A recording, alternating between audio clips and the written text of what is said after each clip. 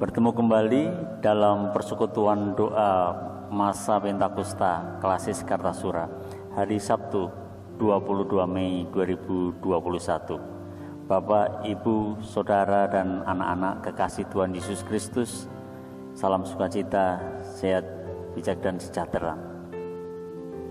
Di hari yang ke-8 ini kita akan membahas topik berjuang sampai akhir.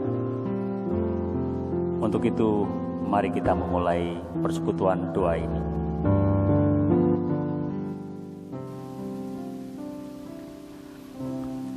Persekutuan doa ini kita awali dengan pengakuan bahwa Tuhan Allah yang menciptakan langit dan bumi adalah sumber pertolongan kita. Kasih karunia dan damai sejahtera dari Tuhan Allah Bapa kita dan Tuhan Yesus Kristus beserta saudara semuanya. Amin.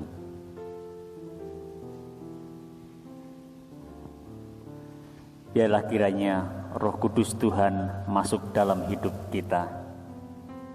Datanglah, ya Roh Kudus.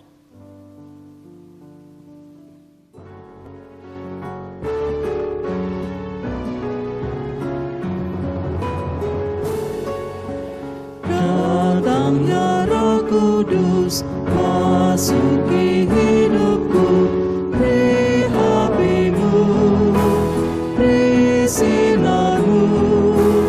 Datang, oh datang dan bertata di hatiku. Datang ya Roh Kudus dalam hidupku.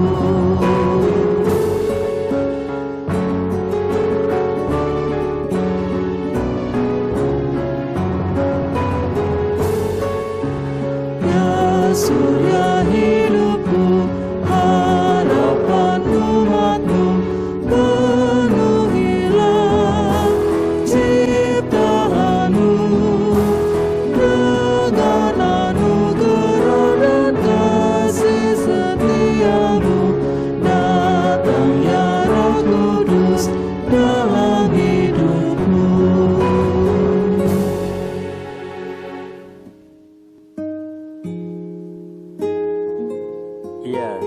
Firman Tuhan mengingatkan kita untuk terus berjuang memberitakan Injil. Tapi kita sadar akan kekuatan kita, keterbatasan kita, dan untuk itu pantaslah kita untuk memohon kekuatan supaya Roh Kudus memampukan kita.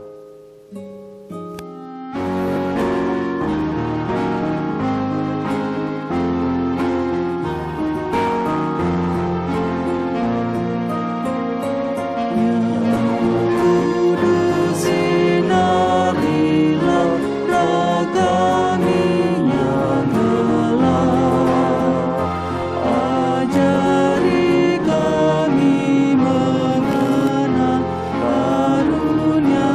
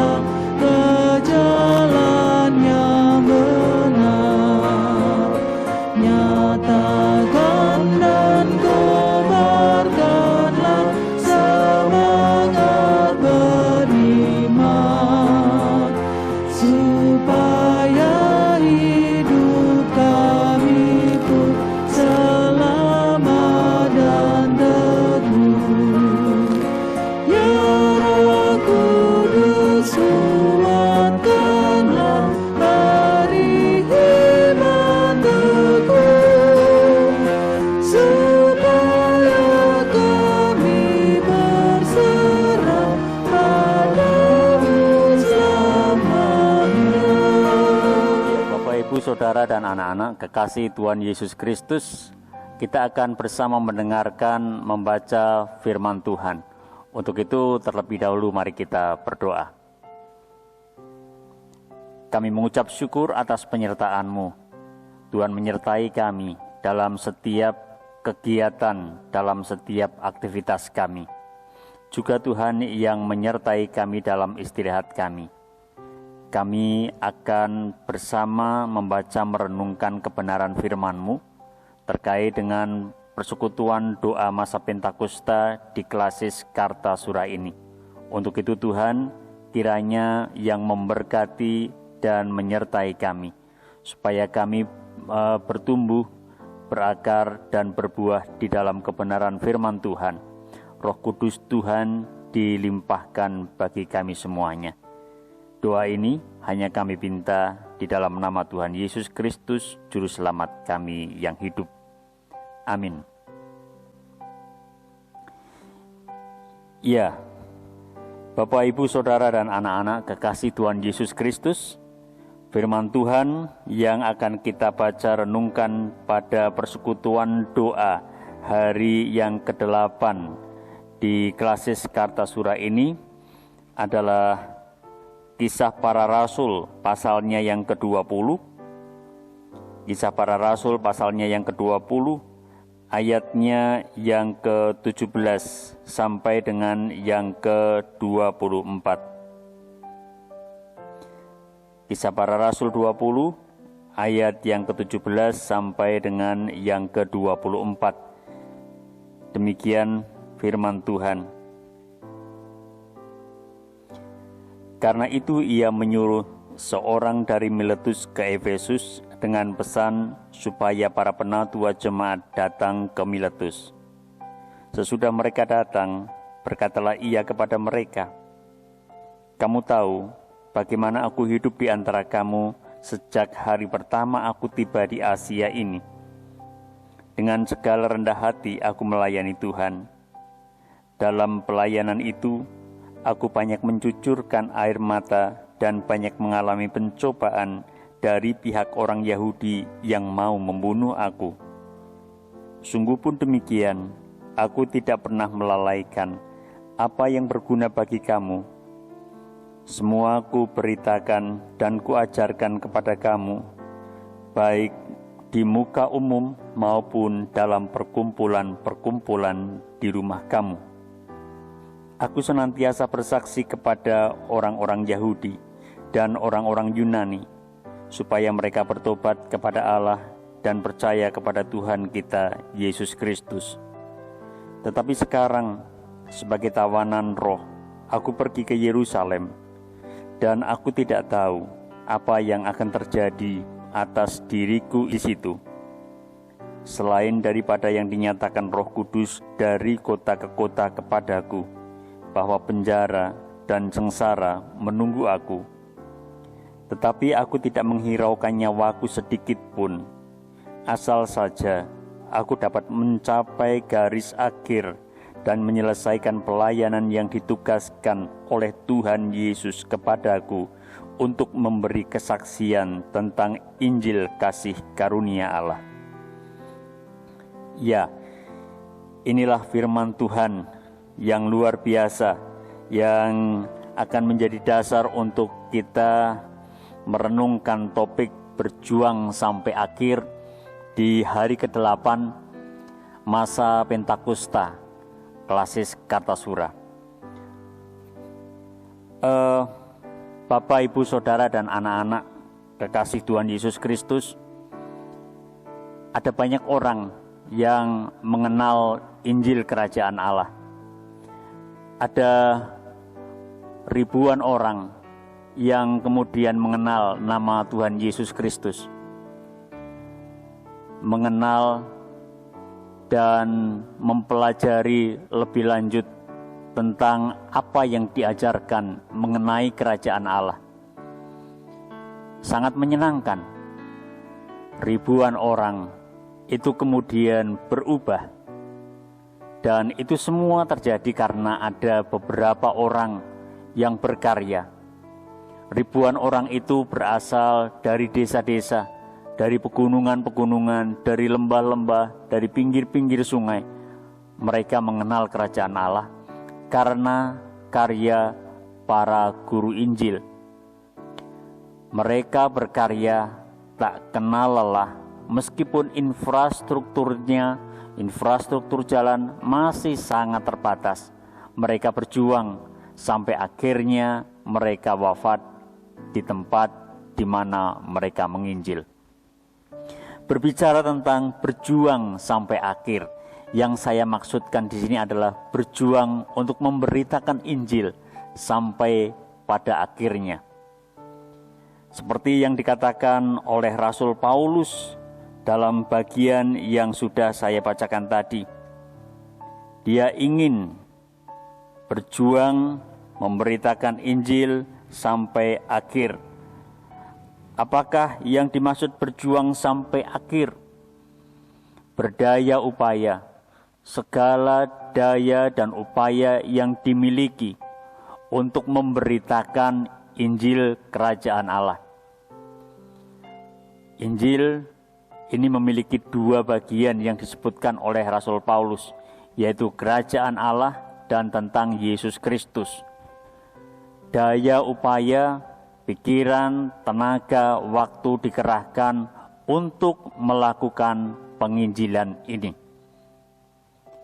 Inilah yang dimaksud dengan berjuang. Daya upayanya ini bukan hanya titik awal saja, tetapi juga terus dilakukan pada pertengahan bahkan sampai dengan masa akhirnya.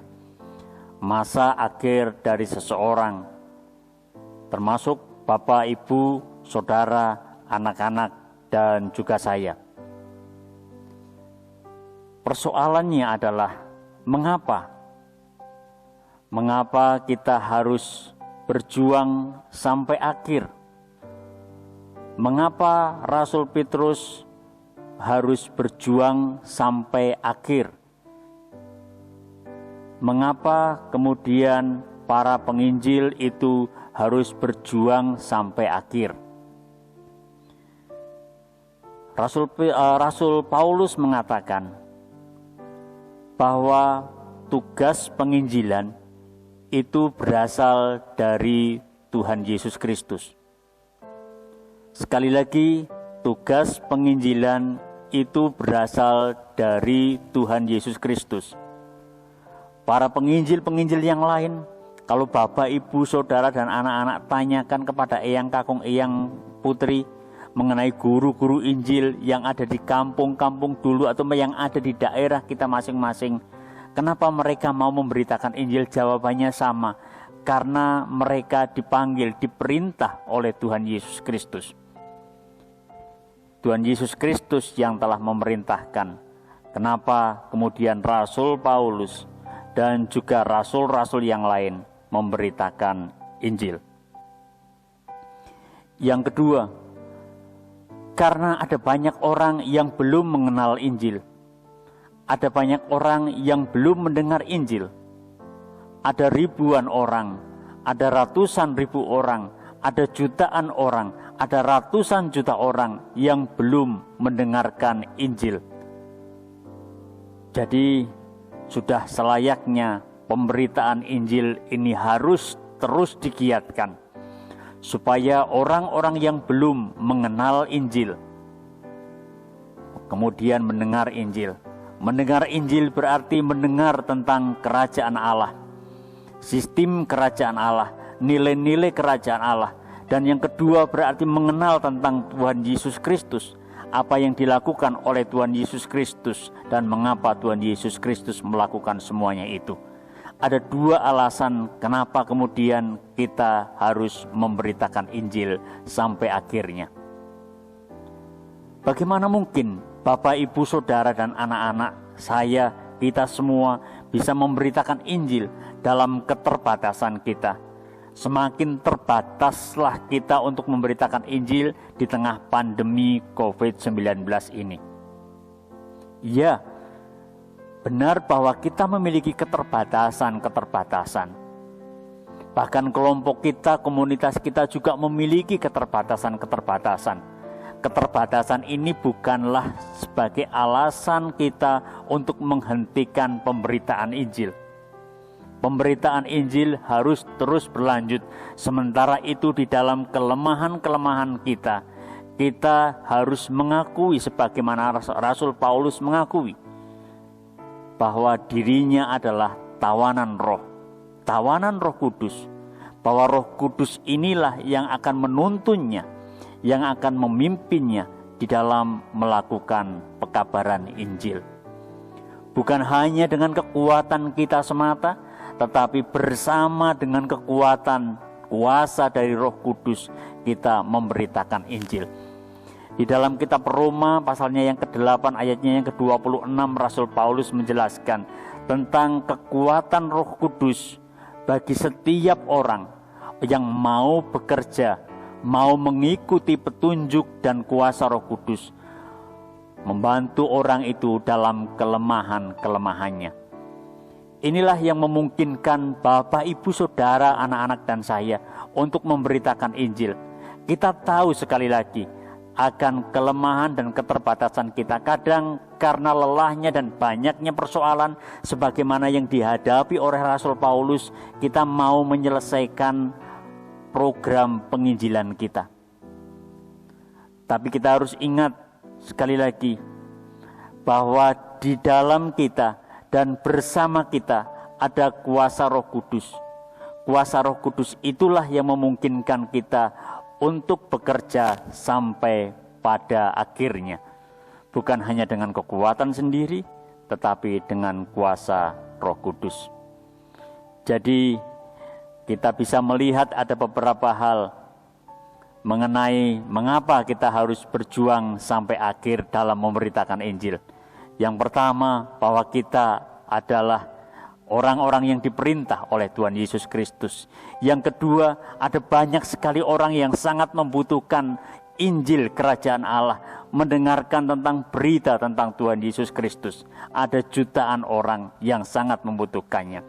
Oleh karena itu, kita patutlah mempersiapkan diri terus-menerus untuk memberitakan Injil sampai akhirnya, memperjuangkan, menggunakan segala daya dan upaya kita untuk memberitakan Injil itu. Dan ingatlah bahwa dalam setiap daya dan upaya kita harus menyertakan Roh Kudus di dalamnya. Kita yakin bersama dengan itu akhirnya akan banyak orang tersenyum. Kenapa mereka tersenyum berbahagia? Karena mereka sudah mendengarkan Injil Kerajaan Allah. Mereka sudah mendengarkan karya Tuhan Yesus Kristus yang membebaskan dan menyelamatkan. Tuhan memberkati.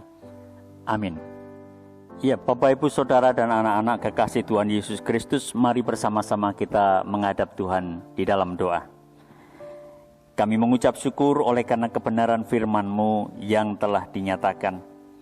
Mengajar kami untuk terus memberitakan Injil Kerajaan Allah, memberitakan karya keselamatan Tuhan Yesus Kristus.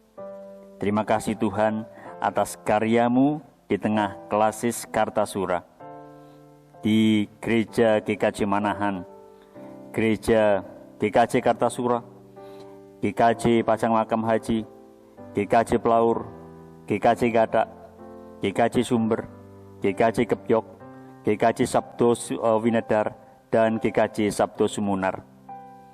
Karena pekabaran-pekabaran Injil di dalam gereja-gereja Tuhan ini senantiasa Tuhan sertai.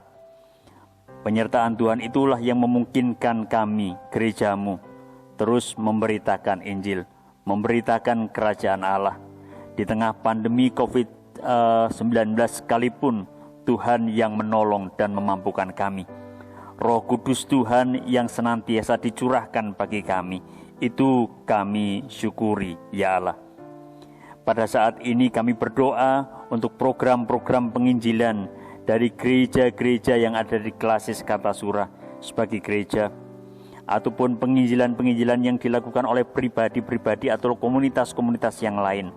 Kami memohon kepadamu kiranya memberkati dan menyertailah Tuhan. Kuat kuasa Roh Kudus-Mu dinyatakan, dicurahkan kuat kuasa Roh Kudus-Mu itu yang senantiasa mengurapi hamba-hamba-Mu. Kami berdoa Tuhan, kiranya Tuhan yang memberkati majelis gereja-Mu, dari para penatua, diaken maupun pendeta. Kiranya Tuhan yang senantiasa mengobarkan semangat bagi hamba-hamba-Mu di dalam melakukan pelayanan. Demikian juga untuk badan-badan pembantu majelis gereja yang ada di gereja yang ada di Klasis Kartasura. Kiranya menyertailah Tuhan. Bukan hanya hamba-hamba-Mu saja, atau bukan hanya untuk hamba-hamba-Mu saja kami berdoa, tetapi juga untuk keluarganya masing-masing. Kiranya Tuhan menyertai dan menolong di dalam persoalan-persoalan hidup, di dalam kelelahan-kelelahan, di dalam kelemahan-kelemahan dan kerentanannya. Kiranya Tuhan yang menyertai dengan kuat kuasa Roh Kudus. Pun kami berdoa untuk bidang-bidang yang ada di Klasis Kartasura, bidang keesaan, bidang PWG, bidang kesaksian dan pelayanan, dan juga bidang visitasi. Kiranya Tuhan memberkati program-program yang ada di dalam bidang-bidang, meskipun di tengah keterbatasan oleh karena pandemi COVID-19, supaya kami dapat melaksanakannya dengan baik, dan dengan demikian nama Tuhan dipermuliakan. Kami berdoa untuk kesehatan kami, kiranya memberkatilah Tuhan atas kesehatan kami. Sementara itu bagi saudara-saudara kami yang sakit, kiranya Tuhan yang memberikan kekuatan, memberikan damai sejahtera, dan Tuhan yang berkenan untuk memberikan kesembuhan. Secara khusus kami berdoa untuk Bapak Pendeta Setio Budi Utomo.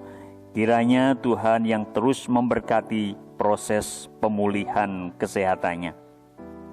Terima kasih Tuhan, karena Tuhan terus mendengarkan doa kami. Kami akan mengakhiri persekutuan doa ini dengan penuh syukur, dan kami akan melanjutkan setiap aktivitas kami. Oleh karena itu sertailah kami. Di dalam nama Tuhan Yesus Kristus kami berdoa dan mengucap syukur.